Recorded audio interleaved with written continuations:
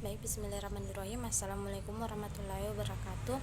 Perkenalkan, nama saya Yuyun Wahyuni Akil, NIM 603118074, mata kuliah Ilmu Reproduksi Ternak. Yang pertama yang akan saya jelaskan yaitu fertilisasi, di mana fertilisasi merupakan suatu proses peleburan atau antara dua sel gamet, antara sel gamet jantan dengan betina yang nantinya akan menghasilkan zigot. Yang kedua yang perlu diketahui yaitu fertilisasi dibagi menjadi dua, yaitu fertilisasi eksternal dan fertilisasi internal, di mana fertilisasi eksternal adalah suatu proses pembuahan oleh sel telur di luar tubuh betina, di mana sel telur dan sel sperma akan disimpan di sekitar lingkungannya yang nantinya akan saling mencari, kemudian akan terjadi pembuahan, di mana dalam hal ini hidupnya kurang sebab tidak semua sel telur dan sel sperma dapat bertemu. Dan kedua, fertilisasi internal, di mana fertilisasi internal ini adalah suatu proses yang tertata, di mana jika sel sperma sudah masuk ke dalam tubuh betina atau di dalam reproduksi betina, maka sel sperma akan langsung mencari sel telur untuk kemudian dibuahi dan akan menjadi embrio. Dan yang ketiga, fertilisasi terjadi beberapa tahap, yang dimana tahap pertama yaitu tahap persiapan, dimana kapasitasi dan reaksi akrosom. Yang perlu diketahui yang pertama yaitu kapasitasi adalah proses perubahan fisiologi spermatogenesis agar mampu membuahi sel telur, dimana hal ini terjadi 5-7 jam, yang dimana hal ini terjadi di uterus dan pada oviduk sendiri disediakan cairan oleh organ reproduksi betina, yang dimana jika terjadi kapasitasi memungkinkan terjadinya reaksi akrosom, di mana reaksi akrosom itu sendiri merupakan suatu reaksi pelepasan enzim penetrasi agar dapat membuahi oosit. Dan kedua, tahap pengikatan spermatozoa oleh sel telur, di mana pada tahap ini kepala spermatozoa akan berada di luar lingkungan sel telur, di mana akan memacu terjadinya reaksi akrosom, di mana reaksi akrosom harus terjadi sebelum spermatozoa dileburkan di dalam sel telur, di mana isi dari akrosom kepala spermatozoa akan dibebaskan dan akan terjadi kenaikan pH.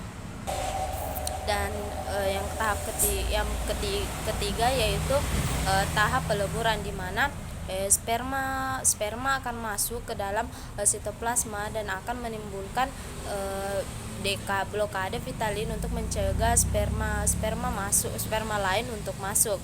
Nah, setelah masuk ke dalam sitoplasma, ekor dengan kepala sperma akan terlepas, dan ekor yang berada pada mitokondria akan berdegenerasi, dan sitoplasma akan menyusut membuat sel ovum dan sel sperma akan melebur menghasilkan zigot.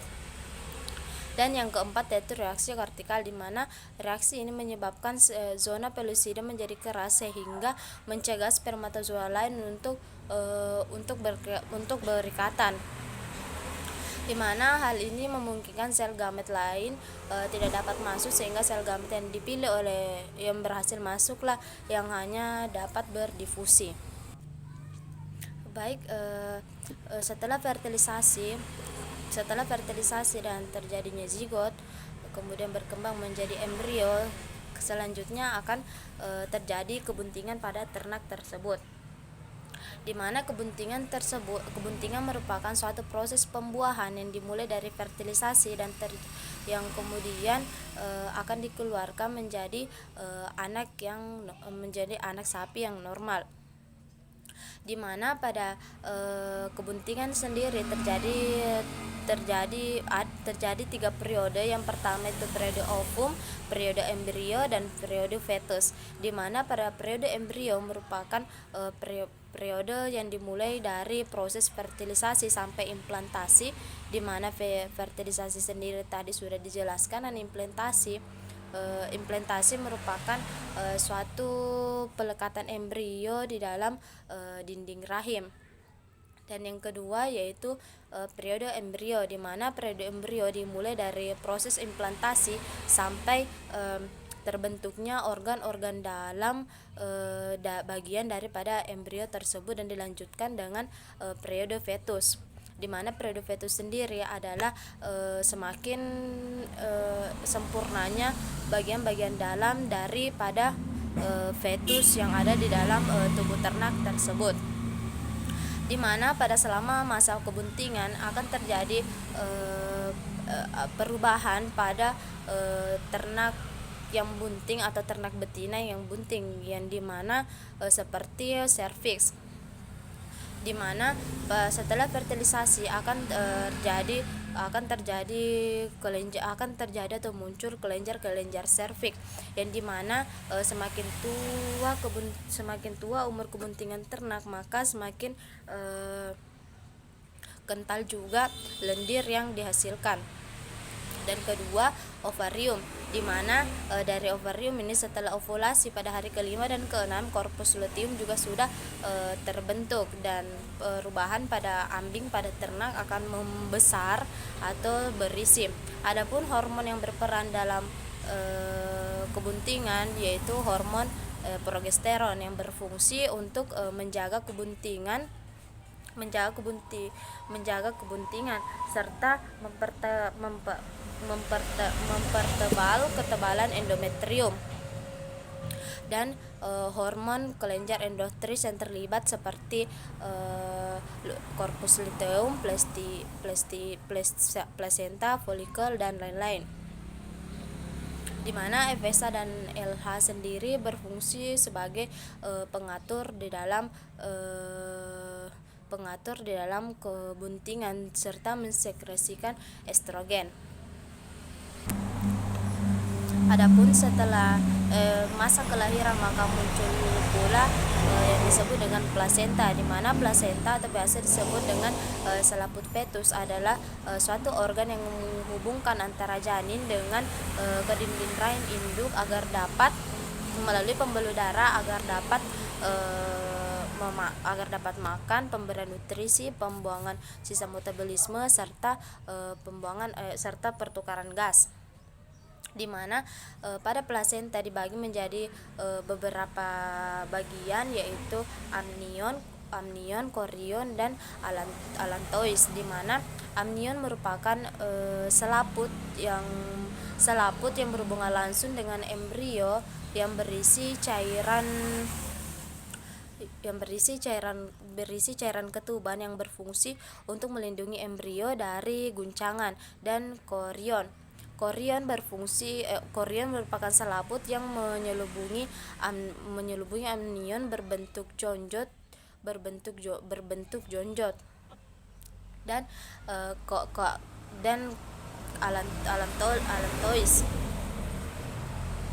allantois adalah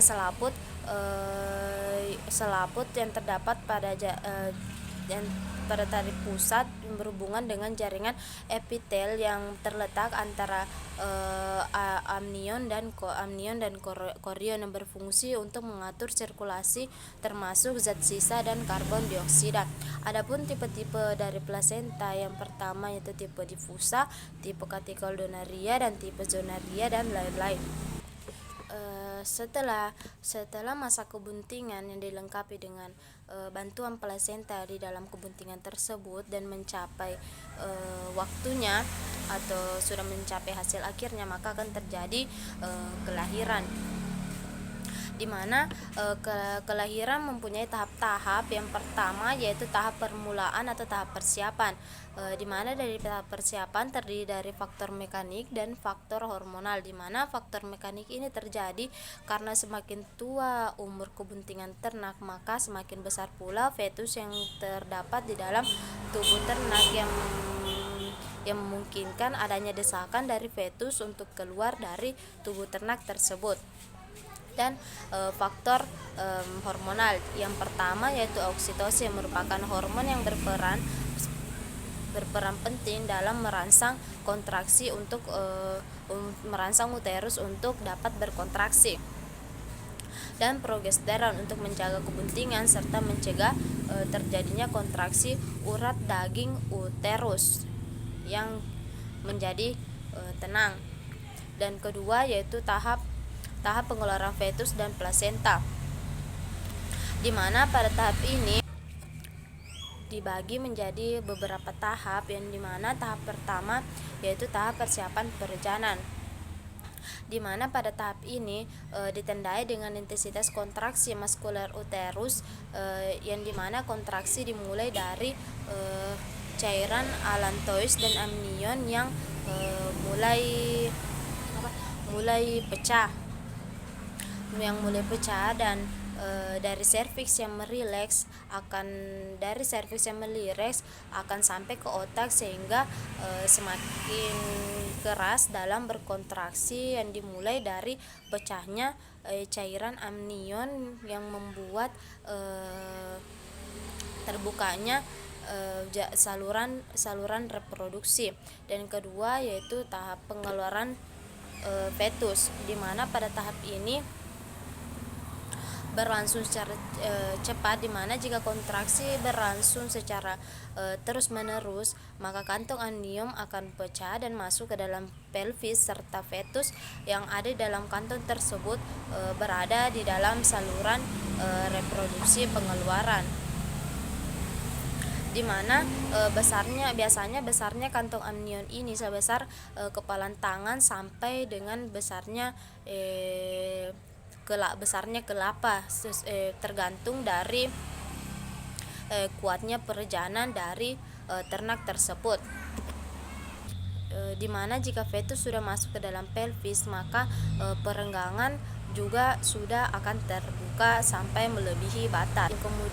Yang kemudian jalan kelahiran akan diteruskan ke otak, yang membuat perejanan semakin kuat, membuat gertakan dari otot urut daging, di mana semakin kuat perejanan daripada ternak tersebut membuat fetus yang berada di luar sempit semakin mudah untuk keluar. Diawali mulanya pecahnya cairan amnion, sehingga fetus dapat turun dengan licin di jaluran yang sempit, yang dimana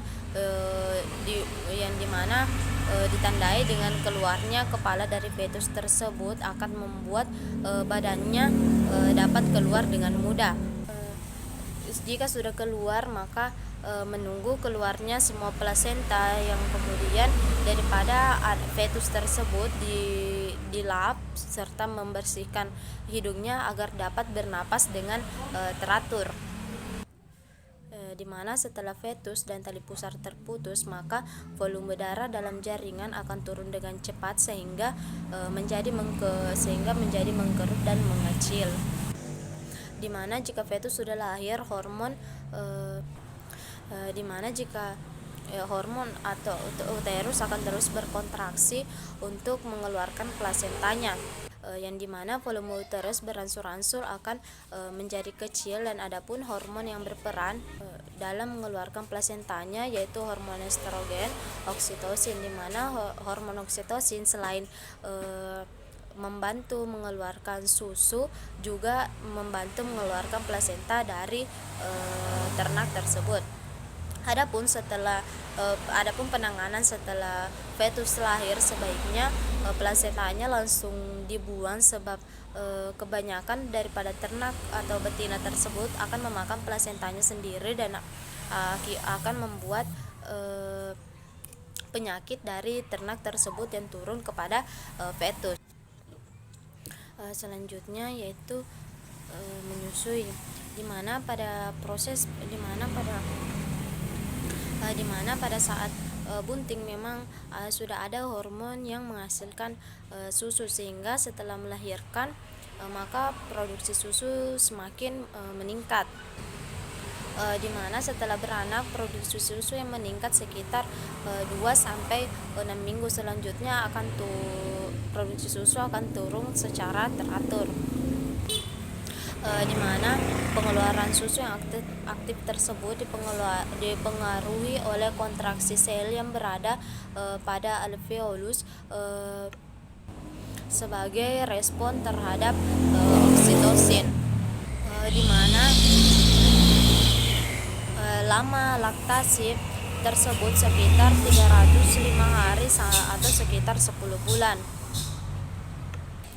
Adapun hormon yang berperan dalam hal menyusui ini yaitu hormon progesteron, di mana hormon progesteron ini mempengaruhi ukuran dan besarnya alveoli, di mana tingkat progesteron dan estrogen akan menurun sesaat setelah melahirkan, namun menyiapkan air susu yang begitu besar untuk beberapa saat setelahnya.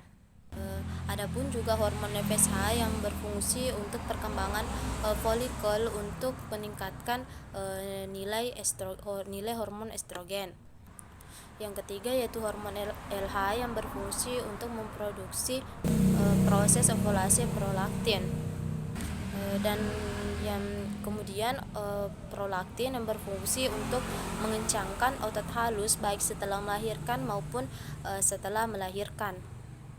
Di mana dari respon induknya sendiri setelah melahirkan akan didiamkan dulu 1-5 menit, kemudian akan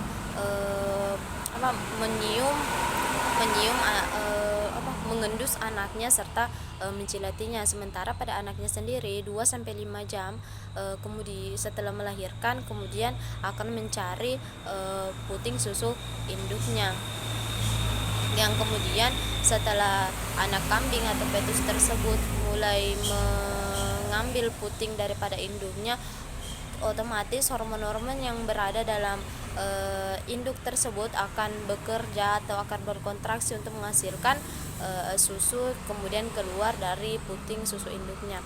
Baik, itulah sedikit penjelasan dari saya, lebih dan kurangnya mohon dimaafkan. Assalamualaikum warahmatullahi wabarakatuh.